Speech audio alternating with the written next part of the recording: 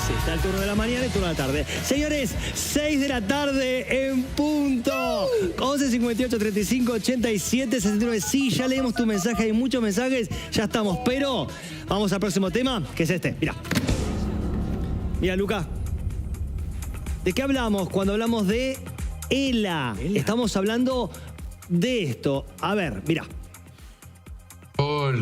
Lo leí con mucha identificación. Yo también estoy enfermo. Hay enfermedades que te matan más rápido. Pero esta tiene esta cosa de la imposibilidad física. Eso es lo que más duele, ¿no? Sí, eso es muy impresionante porque es como si te fuera matando el cuerpo de a poco, ¿no? Mientras que la mente sigue ahí viendo cómo tu cuerpo ya no hace todo aquello que hacía y ya no te responde, ya no te hace caso. Habíamos una charla con Caparrós con lo pérfido que tiene ELA. Presentamos a Agustina Bugnard, ¿está bien dicho? Un aplauso, bienvenida. Ella es de la Fundación Esteban Bullrich. ¿Cómo andás? Hola, muchas gracias. Gracias por el espacio. Gracias por el tiempo. Me sale decirte, te iba a preguntar otra cosa, pero lo doy vuelta. Digo, cuánta emoción y qué rica esta charla, ¿no es cierto? De ellos dos. ¿Cuánto están diciendo? Sin dudas. Es una enfermedad muy dura. Claro. Y que lo compartan, lo vivan así, es súper valioso. El que no sabe, ¿qué es ELA? ELA es una enfermedad ¿Es ELA? ¿Está bien dicho? El ELA. La ELA, disculpa. Es esclerosis lateral amiotrófica. Ok, dale. Es una enfermedad neurodegenerativa que afecta a las neuronas motoras y causa parálisis progresiva de los distintos músculos del cuerpo. Sí. Pero entonces afecta el habla, la deglución, la respiración. Sí. ¿Cuánto hace que estás en la fundación? Disculpa. Arranqué, la fundación surge a mediados del 2022, después del diagnóstico de Esteban Bullrich, nuestro ex senador y ministro de Educación. Y eso, inspirados por su vocación de servicio, su familia y amigos, crean la fundación para ayudar a otros que no tienen las redes, los recursos de Esteban. Y nuestra misión es mejorar la calidad de vida de los pacientes con ELA de todo el país. Bien, ¿cómo se mejora esa calidad a través de la fundación para bajarlo un poquito al cotidiano? Bárbaro. Trabajamos en 4 grandes ejes. Uno es todo el apoyo y acompañamiento a las familias desde que reciben el diagnóstico y ayudarlos en todos los trámites, todo lo que necesitan tener para poder acceder a los tratamientos y al equipamiento que necesitan. Por otro lado, el eje de formación. Formar para llegar al diagnóstico temprano y a tiempo, entonces formar a estudiantes avanzados de todo el país. Ah, mira. Y en todas las disciplinas, no solo desde la neurología. Entonces eso lo hacemos en alianzas con universidades nacionales de todo el país, que tienen facultades de medicina, es clave. Por otro lado, promover la investigación y la difusión y concientización a nivel general. Después vamos a hablar, o como quieras vos, que se hace un concurso, ¿no? Exacto. Himno ELA, ¿está bien dicho? Exactamente, así lo llamamos. Un nuevo programa que lanzamos. ¿Qué es esto? Conocer emprendimientos, proyectos, investigaciones argentinas y darles difusión y ayudarlos a financiar esos proyectos para que los puedan implementar. La mayoría de las familias importan todo, desde la silla de ruedas postural hasta los sistemas de comunicación como el que utiliza Esteban. Y hay muchos emprendimientos argentinos que brindan las mismas funcionalidades y que no se conocen, que no... Perdón la ignorancia, porque lo saben, yo no, y te lo pregunto en vivo. ¿El sistema de comunicación de Esteban es todo argentino o hay una mezcla? Desconozco. Bien. No, el sistema que utiliza Esteban es importado. ¿El 100%? El 100%, que es por traqueo ocular, ¿no? Claro. Él solo mueve sus ojos, entonces el dispositivo reconoce el movimiento ocular y con eso él tipea y puede comunicarse. Es impresionante. Pero hay una versión argentina, entonces...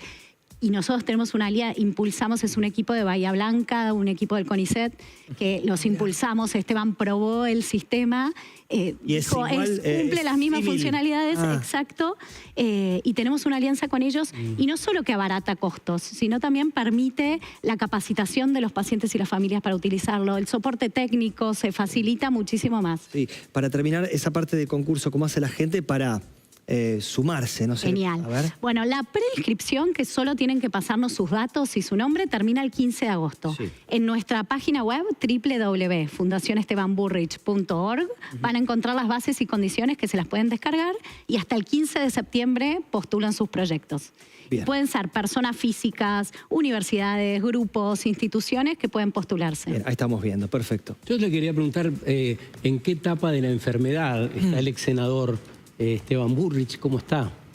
Bueno, está en una etapa avanzada, pero es impresionante. O sea, su espíritu y su energía y cómo lo viven él y toda su familia es impresionante.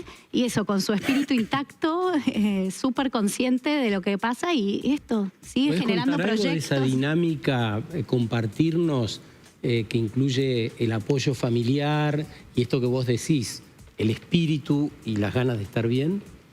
Bueno, uno entra a su casa y no es una casa de un enfermo, ¿no? Los chicos entran, salen, le hablan, papá, está en la cotidiana, es impresionante. Bueno, nada, admiración por su mujer, es mi debilidad, realmente eso, cómo acompañan, cómo lo viven todos, es impresionante. Y no citaste lo que imagino que habrá seguramente, que es una gran red de la cual formas parte además, ¿no? Bueno, exacto. El presidente de la fundación es su hermano, su hermana está involucrada también, su cuñada. Esto, a pesar de estar pasando por ese enorme dolor y lo que implica ese diagnóstico tan duro, deciden crear la fundación para ayudar a otros. Entonces son el ejemplo vivo de transformar el dolor en amor. Ahora, te hago una consulta. Vos hablaste de esta investigación y demás como para buscar los puntos y cómo ayudar a las familias en prevenir. ¿Qué se puede prevenir con el diagnóstico temprano? Si es una enfermedad que es neurodegenerativa, ¿no? Bueno, no hay mucho de prevención, pero detectarlo a tiempo ayuda a manejar mejor los síntomas, ¿no? Ok. Y si bien no hay cura, sí hay ciertos tratamientos farmacológicos que ayudan a enlentecer el progreso de estos síntomas. Y por otra parte, es clave el trabajo interdisciplinario, ¿no? Desde la kinesiología, nutrición, fonoaudiología. Agustina, si me permitís, ahora dijiste síntomas, nos metemos un poquito en la ELA, en los síntomas y por supuesto con un neurólogo que está invitado, está vía Zoom, nos escucha el doctor Conrado Stoll. ¿Cómo te va, Conrado? Bienvenido acá en Emiliano Rela, todo el equipo de Cómo Estamos Hoy. Bienvenido, ¿cómo andás? ¿Cómo estás, Emiliano? Los oigo bien, los veo bien. Muy bien. Me alegro aquí. mucho. Bueno, contanos un poco los síntomas de la ELA, la previa, ¿no es cierto? Esos pasos previos. ¿Cuáles son esos síntomas para prestar atención? Esclerosis lateral amiotrófica, tener una idea de eso. Ajá. Esclerosis habla de una alteración de una vía lateral porque son las cadenas laterales de la médula espinal, eso que corre por dentro de nuestra columna vertebral. Amiotrófica porque los músculos se pierden en volumen, en fuerza, tiemblan, tienen lo que se llama fasciculaciones. Entonces, lo que afecta fundamentalmente es la fuerza y comienza con debilidad en una pierna o en un brazo que puede parecer trivial. Me costó más abrir una botella de una gaseosa o un frasco de algo o me tropecé en la calle varias veces. Sí. El médico, el especialista, el neurólogo, escuchando la historia y haciendo el examen físico, tendría que poder diagnosticar la enfermedad. Hay una variante en que el problema es el mismo, debilidad muscular, pero empieza en la garganta, en la boca, y entonces empieza con una alteración en el habla o en el tragar. Dos variantes, puede ser la fuerza de brazos y piernas o la variante en la boca al tragar, esa es la variante vulvar. Son las dos que hay, pero lo que produce esencialmente es debilidad progresiva hasta que lamentablemente el cerebro no puede controlar más los movimientos y la persona no puede mover ni brazos ni piernas, no puede tragar, no puede hablar. Y el problema también es que para respirar, por supuesto que necesitamos músculos, entonces también se dificulta la respiración. Ese es el progreso de los síntomas de la enfermedad. Apenas va un paciente, te describe su situación, lo que cree, o te dice, mira, me pasa esto. ¿Qué es lo primero que haces como médico? Mira, prudencia. Te diría que te voy a insistir, porque esto aplica a todas las enfermedades. Algún estudio hicimos en Estados Unidos de ver los diagnósticos más complejos. Sí. ¿Dónde se diagnosticaban? ¿Con los estudios, con la tecnología más avanzada? Claro. No.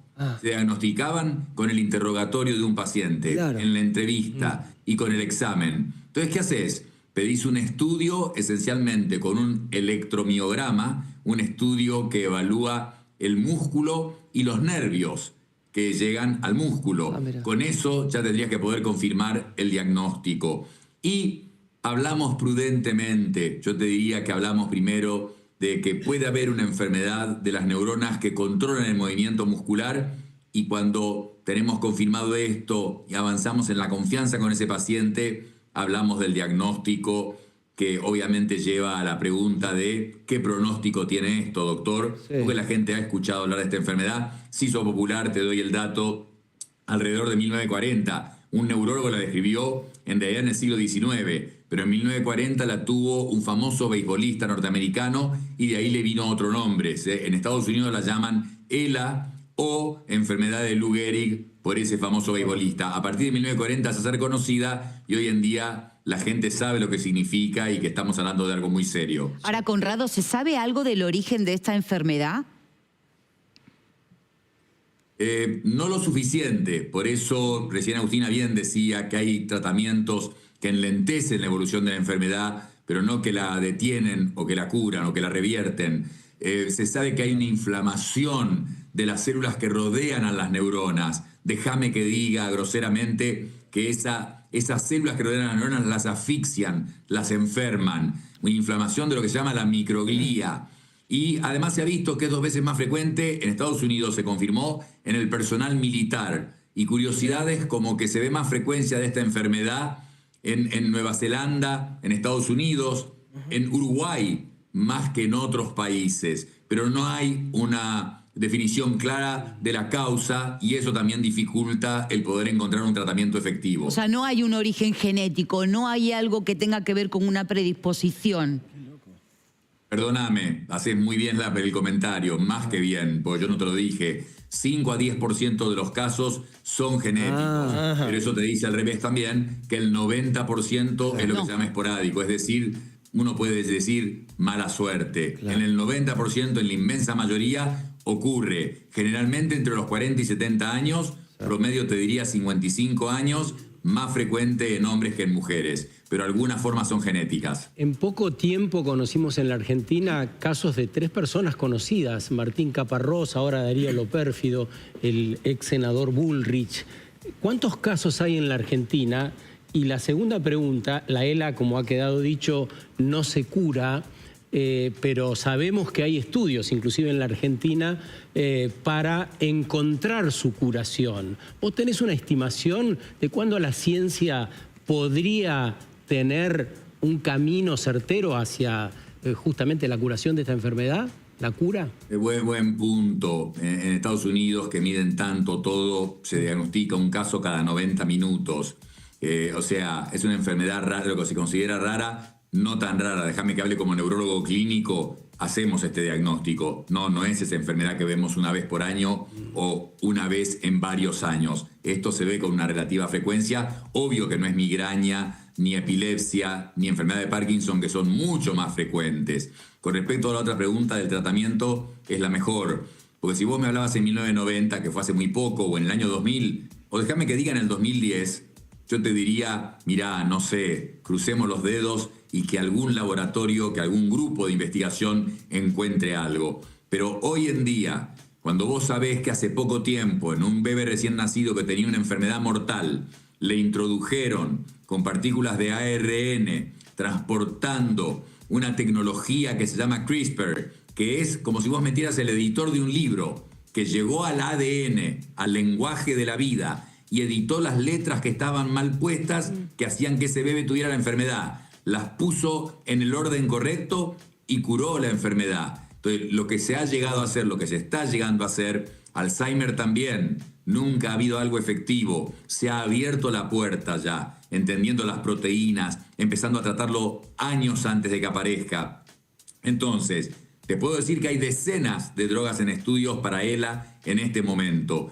Pero si uno tuviera que decir, creo que no es imprudente aventurar que en los próximos 5 a 10 años podría aparecer algo que enlentezca. Recién hablábamos de la genética. Si se está manipulando ya la genética, si vos podés corregir mutaciones, esas letras que vienen mal cambiadas porque hay una mutación en el ADN, y las podés corregir con estos sistemas de edición que hay nuevos, entonces yo tendría una esperanza que creo que hoy es sólida, es sustentable, versus 5 o 10 años atrás, cuando realmente no había la exponencialidad que hay hoy de avances de medicina. Impresionante. Absolutamente exponencial. Y la inteligencia artificial ha acelerado más esto. Y cierro diciendo, lo que pudiéramos haber hablado nosotros de inteligencia artificial en medicina hace 6 meses, o sea, hace 2 años y medio tenemos inteligencia artificial, pero hace 6 meses ya era distinto que lo que podemos hablar hoy. Conrado, hay una esperanza. La pregunta es para Agustina, pero lo comparto, ¿no? Y un poco hablaste de eso antes, Agustina. Qué importante es, digo, en tu consultorio y desde tu lado de la fundación, es para los dos, ¿no? Qué importante y qué primordial, una vez que está el diagnóstico, la familia o el entorno más cercano, ¿no es cierto? Esto es para ambos, esto es una pregunta. Es clave. Uno de nuestros programas hacemos encuentros quincenales y por Zoom, de manera virtual, para que participen de todo el país, donde muchos son el único diagnóstico de esta enfermedad en su pueblo, en su comunidad. Claro. Entonces, relacionarse, conocer a otras familias que están pasando por lo mismo, hay un chat de pacientes que se comparten, se apoyan, es clave ese acompañamiento. Conrado, ¿y qué pasa en consultorio con las familias?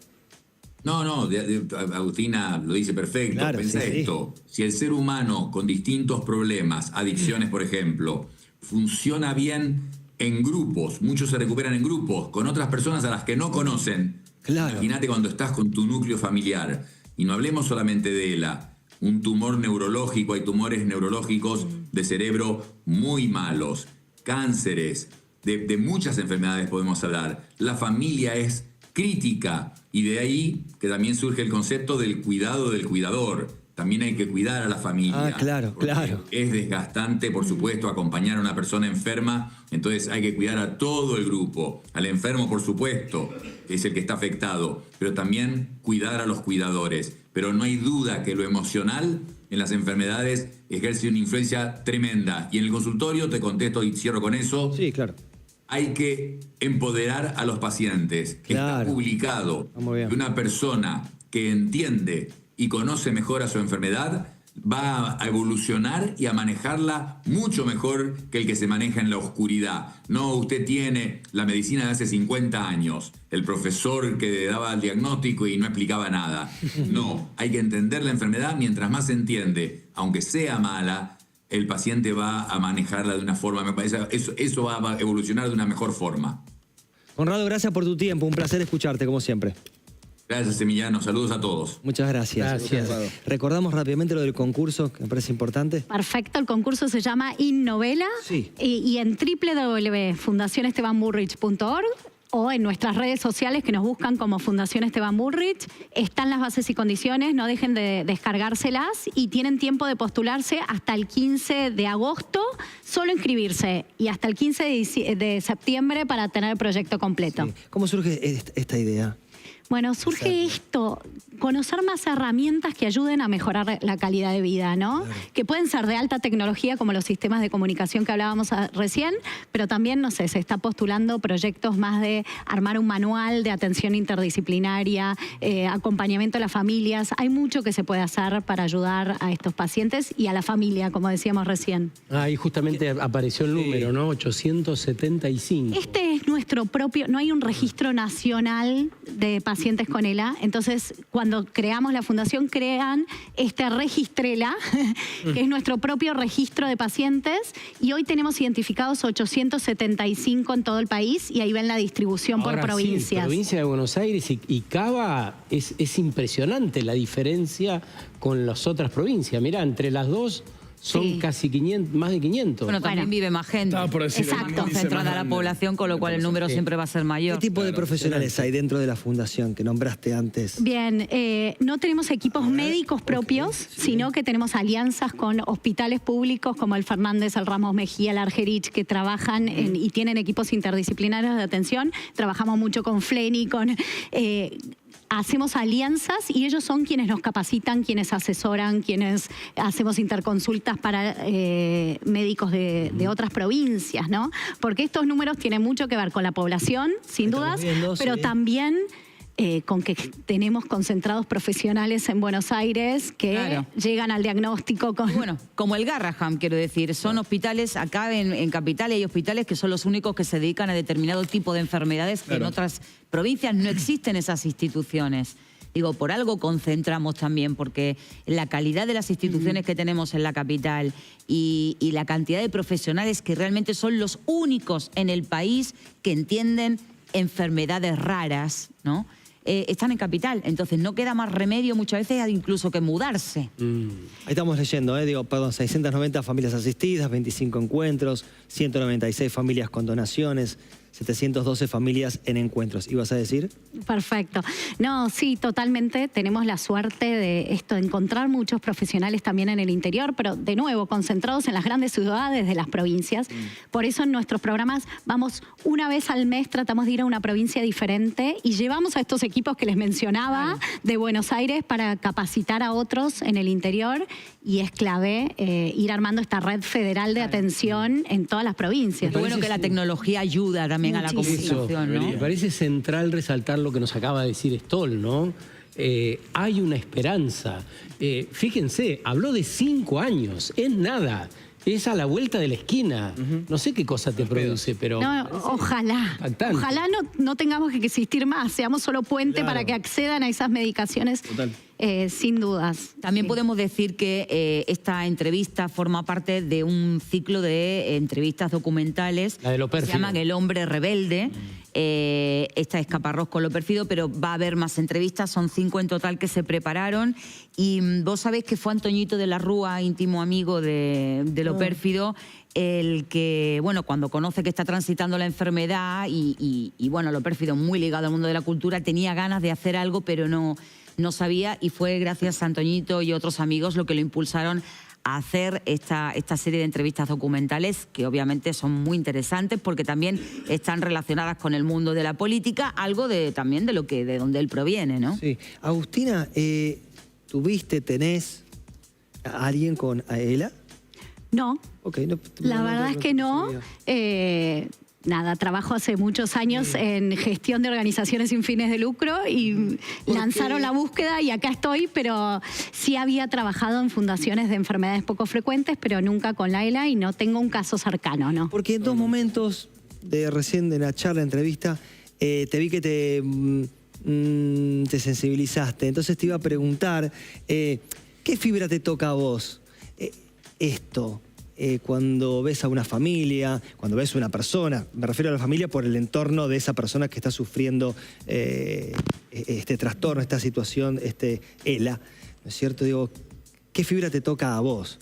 Porque viste que uno está como desde tu lugar, un puesto, y lo digo con respeto en automático, desde tu lugar, administrando, decía, a ver, concurso, ping, pero te pasa algo, Sin es duda. obvio. Sin dudas. Tal cual, que quizás por historia personal, yo nací después de la muerte de 2 hermanos y cuando fui a las entrevistas, llegué después de esta consultora y fue la entrevista en la casa. Conocí a Esteban, que no lo conocía antes, y a su familia. Él me hizo la entrevista final, digamos.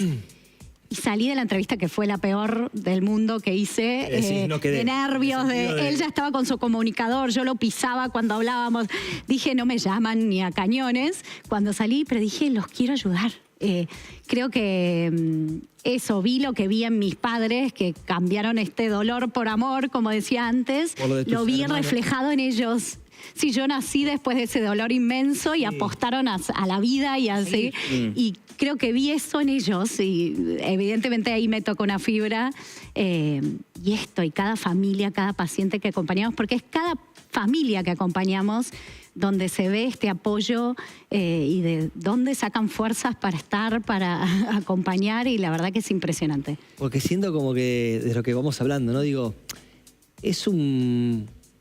que se entienda, a ver, un renacer, no sé, chico, no sé si es la palabra, es una nueva vida para esas personas, ¿no? Es como un aprender a cosas nuevas porque otras ya no pueden. Por eso digo, renacer. Bueno, Esteban dice, prefiero concentrarme en lo que sí puedo hacer y no en lo que ya deje de hacer, ¿no? Y él, desde que yo lo conocí en aquella entrevista, solo movía sus ojos y todo lo que genera y hace solo moviendo sus ojos, ¿no? ¿Qué atmósfera nos llevas un poquito a esa entrevista?